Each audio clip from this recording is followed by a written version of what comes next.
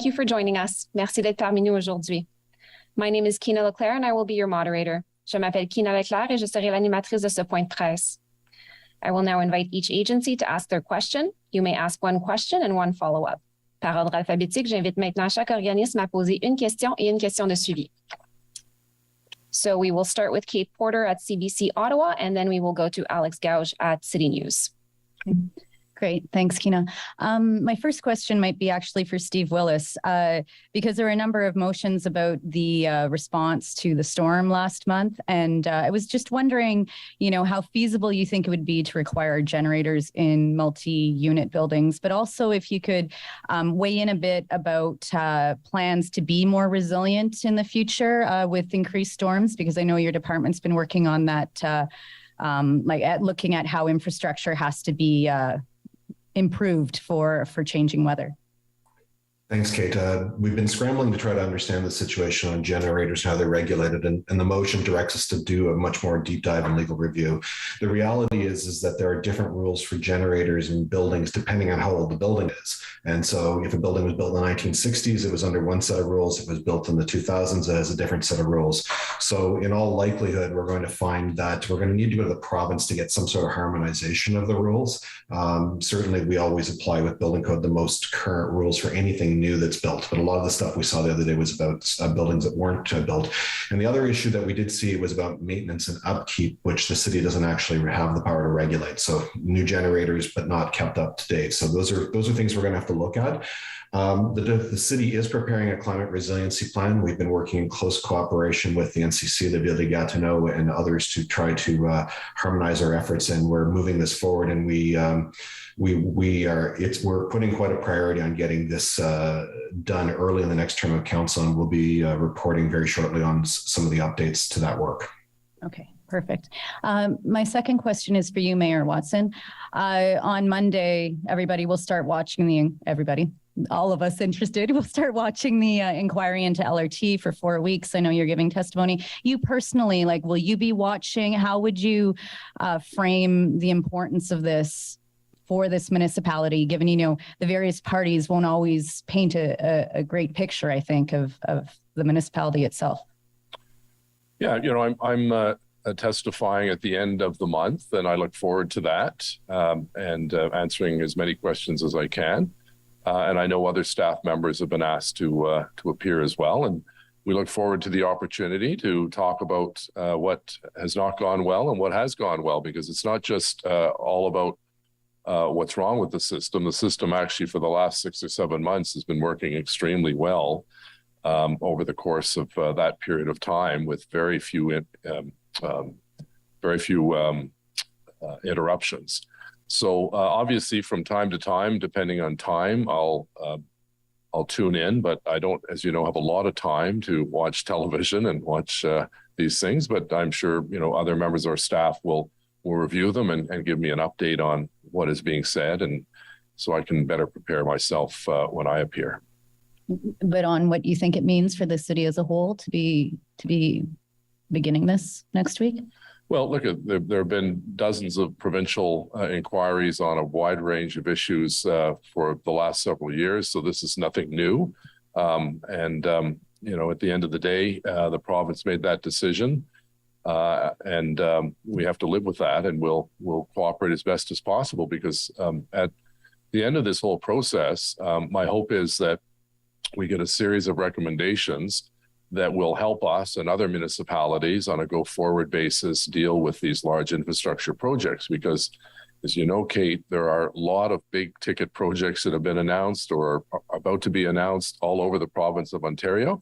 And with the challenge of construction inflation and labor shortages, we want to make sure that we use every single tax dollar as wisely as possible, and that we get value for the money we spent. And most importantly, contractors live up to their promises to deliver the system that we had envisioned several years ago. So there's no question there'll be a lot of negativity. That's the nature of these kinds of things. But I think, the commissioner, I hope, and his staff will also have to look at the fact that this is a very complex system that, aside from the first year of operation, which had far too many challenges, is actually a very good system. And I hope that doesn't get lost on the public or the commissioner that, when you have a 99% on-time service, that's a very, very high standard based on industry standards around the world. Thank you. Thanks. I'll just mention your first question, because I seconded the motion from Councillor Eglai with respect to generators. We saw the challenges with getting something as basic as gasoline, where we had some gas stations had lots of gas but no power, and others that had lots of power but no gas. And so I think it's reasonable for us to go and work with the province to determine how we get gas stations that are a necessity in our day-to-day life, whether it's for emergency vehicles or getting to work, to make sure that they have some capacity to get that gas into people's cars. And with respect to the elevators, we saw too many examples of people who were, seniors in particular, who were in high rises, 12, 13, 14 stories high, that just could not come down to go grocery shopping, let alone go back up the stairs. So the very minimum, there should be some capacity for one of the elevators to operate during an emergency. And unfortunately, we will, I'm sure, see many other significant weather events as a result of climate change over the course of our lifetime, and we have to be better prepared. Thank you. Thank you very much. We'll now go to Alex Gouge at City News, and then we'll go to Ted Raymond at CTV Ottawa. Hello. I'm not sure who this question would be best for, but given the province announcing that masks won't be required on public transit, what's OC Transpo's plan? Because I know they previously stated that mask mandates would be required for the foreseeable future. Yeah, hi, Alex. It's Jim Watson. Dr. Etches, unfortunately, is not able to be here today, so we'd have to refer you to Ottawa Public Health, but I know that she will be issuing a memo, if not today or tomorrow, as a result of the provincial decision that indicates that while it's no longer legally required, public health encourages people to continue to use masks. I know, for instance, when I'm on the bus or the train for the foreseeable future, I'll continue to wear a mask. It's just added precaution, but the province's medical officer of health and their science table have indicated it's not necessary. So we will follow that direction. But again, encourage people to wear a mask in those enclosed quarters, namely on a bus and on train, but it won't be enforced. Thank you. And my second question is also for you, Mayor Watson. You mentioned that you would like the Lansdowne proposal to be an election issue. Could you kind of explain why you would like this to be in the forefront this municipal election? This is an historic moment, Alex, because it's the first time you've asked a second question. So I thought I was off the hook, but you have a second one today. Well, it will be, because Lansdowne is always an election issue. It has been for 30 years, whether we like it or not. There are a lot of strong opinions on it, but I can tell you, the overwhelming majority of people that I come across over the course of a day, whether it's going up and down the streets of the Great Glebe garage sale or watching the volleyball tournament at Lansdowne Park or getting my hair cut at Ernesto's on Bank Street in the Glebe, people like Lansdowne. It's such a vast improvement over what was there before, which was a real hodgepodge of dumpy old buildings and cruddy asphalt. And fast forward to today, we've got people living there, we've got people working there, we've got people playing there. That's what we always talk about in good urban planning: live, work, play. And we want to improve on that, because we know at the time we didn't have the financial resources to rebuild the North Side stands or the Civic Center, and they were not in as bad shape as the South Side stands were. Keith brought his piece of the South Side stands. I think at committee I showed you the piece I kept after the whole thing was collapsed and blown up and carted away. So I envision, what we see on the South Side being replicated on the North Side, a much more positive fan experience. And there's a petition that was talked about that has 2,500 names on it. Volleyball yesterday, I think, had 6,000 people in the stands. There was, Farmers Market has thousands of people over the course of their operation on Sundays that come and use that. There's never a day where I don't see kids playing basketball or younger kids playing around on the swings, or older kids at the skateboard park. It is a very well-used facility, and I can tell you, as the former councillor for that area, you never went to Lansdowne unless you had a ticket for something. And it was usually a ticket for a trade show or a ticket to get into a 67s game. There was nothing there to do. Now you can go and you can hang around, go to the apple orchard, the community garden. You can go and play basketball. Winter, you can skate on the skating court. It is very, very well used. And this is a very good proposal to continue with the evolution of Lansdowne and what it should be and what it could be. Thank you. Thank you so much. Thank you very much. We'll now go to Ted Raymond at CTV Ottawa, et ensuite on va aller à Julien Paquette à le droit. There, you can hear me okay? Yes, we can. Okay, perfect. I guess I'm going to have to direct my first question to Mayor Watson. Just curious about if you wouldn't mind commenting, just kind of following up on Kate's question earlier with regard to generators in high rises. Do you think that this is something that the city needs to be moving on as quickly as possible, given what happened and the risk of it happening again, in terms of trying to find some kind of solution for making sure that these generators are in buildings?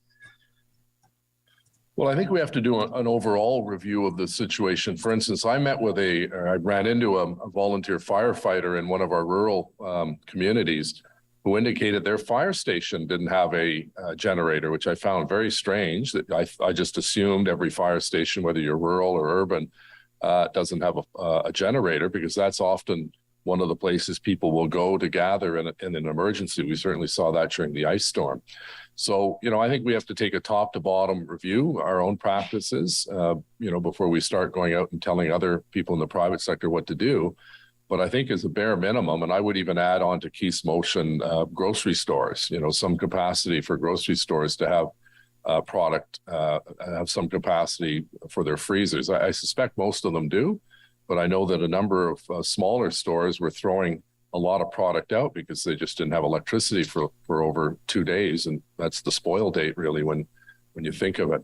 So, there's no question we're going to have a full discussion at our next council meeting, because it happens to be the annual general meeting of Hydro Ottawa.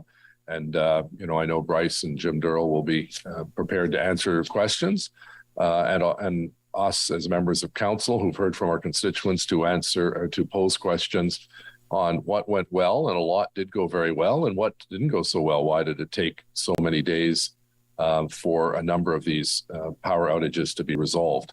And, just in fairness to Hydro, which I think they did a remarkable job, when Bryce first announced, I think in the first day or two at one of our press conferences, he said this was worse than the ice storm.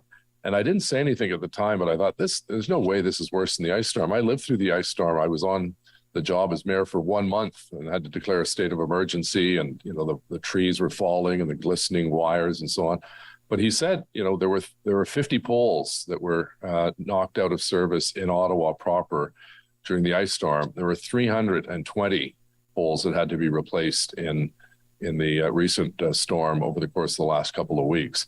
So it was significant. Both Hydro One and Ottawa Hydro had all the crews out. We had crews from all over North America. And no question, there were those people who were without power for 10 to 12 days. That was very, very frustrating and uncomfortable for them. Other people weren't affected at all, or just had maybe a day out. But at the peak, I think it was about 180,000 people that didn't have any power. And that figure, I think, is down to 32, where there are just some issues on private property that have to be resolved before the electricity is hooked back up again. That's that figure I got last week, so I don't know how up to date it is. Thank you. Okay, great. I appreciate that. I want to follow, I guess, with you, Mayor, on Lansdowne, quite a lengthy debate today. With regard to the affordable housing issue, I'm wondering if you could just speak to why Councillor McKinney's motion to sort of double the number of units, why you were opposed to that one as in contrast to Councillor Gower's motion. Well, Councillor Gower's motion was not as prescriptive as Councillor McKinney's. Councillor McKinney wanted a solid 20% of the units. There'd been no discussion with our partners. We don't know who's going to buy the air rights. It may be more than 10%, but Councillor Gower set the bar at 10%. If we can get higher, great. But we also heard from the chair of OCH, Matthew Fleury, that the more money you put into one project, the less money there is for other affordable housing projects throughout the city of Ottawa. So it's all about balancing. And, this will be, even with 120 units, will be the largest social housing, affordable housing project in the history of Capital Ward, because when you look through Capital Ward, there are very few affordable housing projects. There's one on Riverdale, I think there's one on Clementine, and there aren't a whole lot more. So I think the reality is that we wanted to make sure that we were going to come up with a plan that was attainable and achievable by both our social service department, our housing department, and our partner, who would have to build and take those units out of the financial equation. As was pointed out, if you add another 120 units, that means you're going to have more floors of apartments, because you need to pay for them somehow. The whole premise of this agreement is to work towards revenue neutrality, so that if you decide to take 120 or 240 units out of the equation, then you're going to have to add more units to make the deal revenue neutral for both the city and its partner. Thank you. Thank you very much. Nous allons maintenant passer à Julien Paquette à Le Droit, and then we'll go to John Willing at the end. We'll now go to Julien Paquette at Le Droit. Question for the mayor regarding the hiring that was confirmed after the in-camera.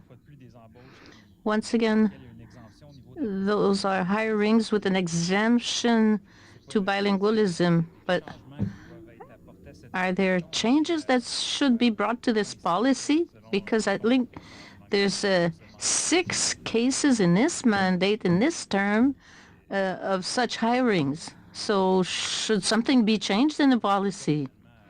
Why can't we find bilingual people? Maybe staff could answer too, but for me, I think the policy gives enough flexibility for the general manager to find the best people to help the city of Ottawa. Half of the people on the executive committee of Mr. Kanellakis are bilingual. There are 4 examples today that a council voted unanimously for this exemption. But these people are taking French classes. That's one of the conditions. That's very important. Valerie maybe can explain for the others. Well, yes, I can say that the last request we made was in September 2019, I think, to the policy. And since September 2019, we hired 7 people in managing position, L2, L3, which is in line with the bilingualism policy. And 82% of our managers, high-level managers, hired since 2019 are bilingual. A follow-up question on this? The French classes in question. How often do you still have to take these French classes since you've been hired? Yeah, well, when the council approved my hiring, there was I'm actually exempted from the policy because I'm within 3 years of retirement. So that's the other issue. So, but I committed to do French classes up until the pandemic. I was doing classes basically once a week with a private instructor. The pandemic changed everything. The protest changed everything. The storm changed everything. I've had, it's one of the discussions I had with council about these exemptions is that trying to have our senior staff become bilingual with 1 hour a week of private lessons, I don't think is an effective way because they're all senior people who are very busy. And what I've asked Valerie to do is look at how can we provide greater opportunities for immersion for our senior leaders to be able to immerse themselves in French and maybe leave for 2-3 months, then come back and actually progress at a much faster rate, because we have to start preparing people who are in the organization. If they want to continue their careers, they have to be bilingual. I haven't come to council, Julien, very often for exemptions. This is the first time in 3 years. We've hired 17, as Valerie said, since then. But the message in the organization is, if you want to reach a senior position, you have to be bilingual. We're not going to go to council every time and seek an exemption. But it's also a responsibility then on the organization to ensure that we give them the opportunity to become bilingual properly, not just maybe an hour a week where they're trying to do it on their own and in between meetings and all the rest of it. I found it very difficult. My job is packed, my schedule's packed, and it's very difficult to carve out that time and concentrate for an hour and then pretend that in an hour I get enough to actually become bilingual. So it's something we're looking at, because we realize that we want to keep our good people. We have a lot of good people in this organization. I don't want to lose them because they think they can't go. So we have to give them opportunity. I appreciate it. Thank you very much. Julien, si je peux clarifier, je pense que j'ai dit qu'on a embauché. Julien, if you may clarify, I said we hired 7 people, but it's 17. Yes. Okay. Merci beaucoup. We'll now go to Willing at the Ottawa Citizen, et ensuite on va aller à Frédéric Pépin à Radio-Canada. Thanks, Kina. Mayor Watson, you talked about how you know the area of Lansdowne quite well, of course, representing the area in the past, now as mayor. I want to ask you about the 1,200 new units eyed for the property. Do you think that's an overload of residential density for that property, considering there's no, for example, rapid transit system that serves Lansdowne Park? And that's 1,200 units. We're talking about probably more people than that too. Yeah, that's a very good question. There are transit options, of course. There's the number 7, which we all know so well, that brought us to Carleton and down Bank Street to Centertown. But there's not mass transit. You're quite correct there. But no, I don't think it's an overload. I think, we have right now a situation where we have 2 towers, and it is not causing the kind of congestion that I think some people anticipated it might. We sometimes from time to time have some challenges when Queen Elizabeth is shut down.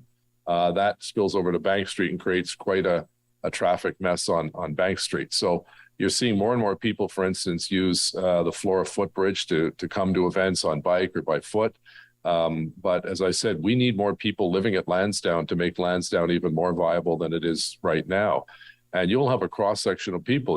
I know people in both those towers. Some are retirees with no kids and don't have a car or very rarely use a car. Then you'll have others. I'm going to a friend's place for dinner there on Saturday night. They have 2 kids, and they're using all the facilities such as the play structure and so on. So, we need to see more people in that vibrancy on a more regular basis, as opposed to Thursday night, Friday night, Saturday, and Sunday. Those shoulder seasons, shoulder days, Monday to Wednesday, it's pretty quiet there, and we need to boost that up. So one way of doing that is to increase the number of people living. And, I met a couple that were very much opposed to Lansdowne at the Great Glebe garage sale. And I met 9 or 10 who really loved it. But this one couple, had my ear for a little bit.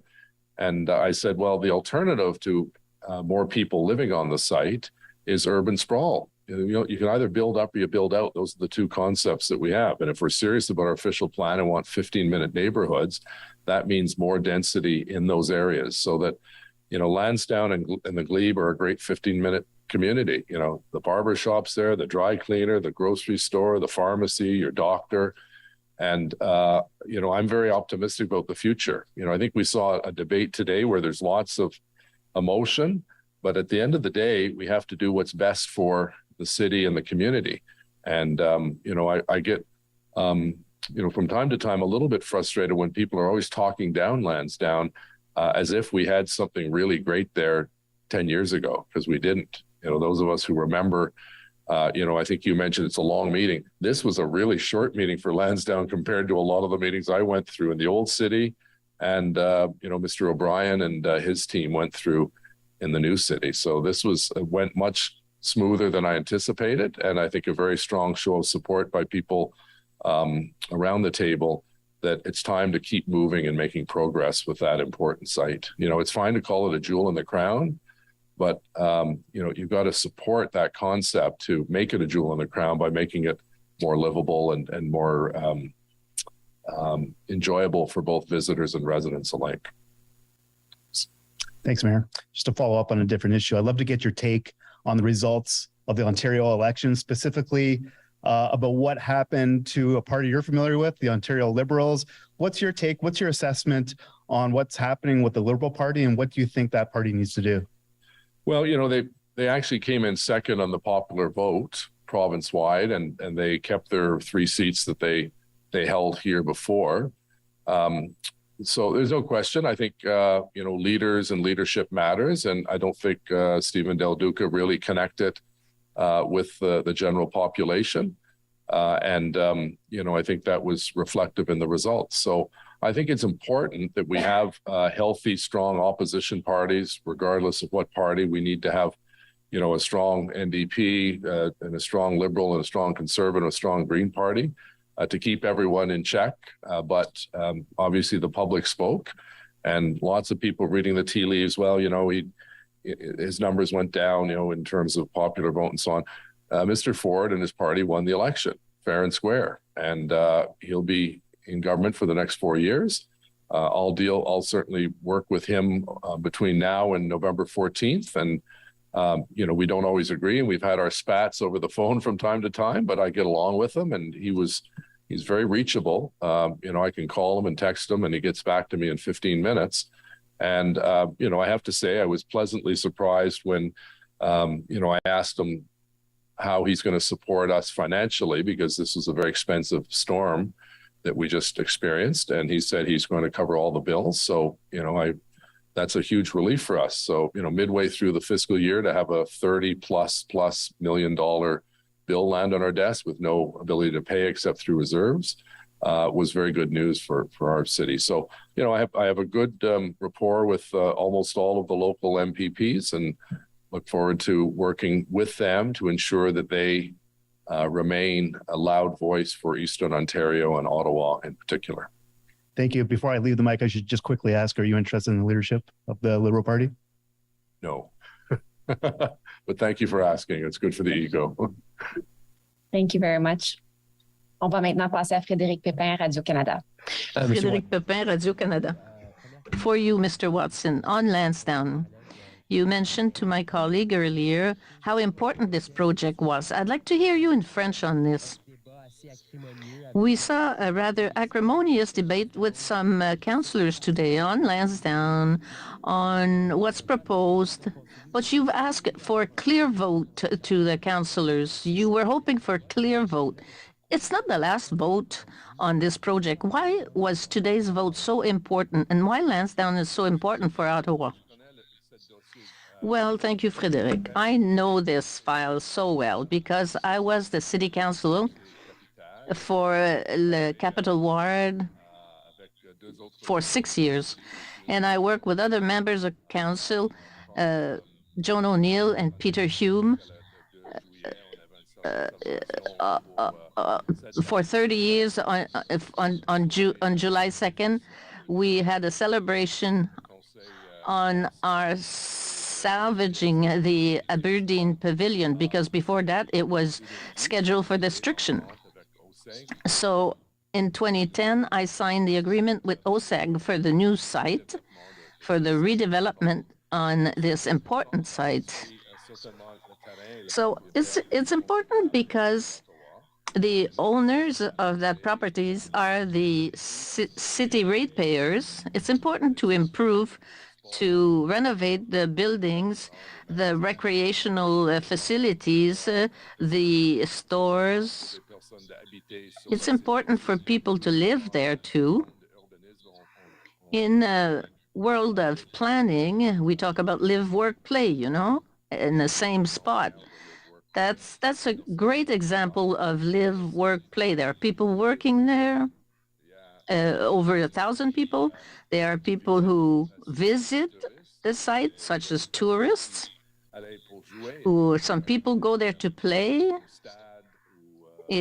or see an event in a stadium and things like that. So that's the first step in many future steps in the upcoming months and years. And it's important to say this council is not going to sign an agreement with OSEG for Lansdowne 2.0. It's the new council. It will be the new council's responsibility to start consulting the public. Now I'd like to hear you on the mask in buses. You said something in English. The province says we don't have to wear the mask in hospitals. What is your position on that? Are you going to go against what the province is saying? Are you going to ask people to keep wearing the mask in the buses, in the hospital? Well, regarding buses and the light rail, you're right.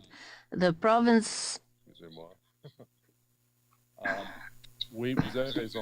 You're right. The province said that it was not necessary to wear a mask on buses or on the train. But our public health department, Dr. Etches, said it would be a good idea to continue to wear a mask. But it's not a law. It's not compulsory. There's no police officer that will force that. As I told one of your colleagues, when I personally take the bus or the train, I will personally wear my mask. It's a good idea. It's a caution, but it's up to everyone to decide whether or not wear a mask. Merci beaucoup à tous. Thank you, everyone. This concludes our media availability. Ceci conclut notre point de presse. Bonne journée.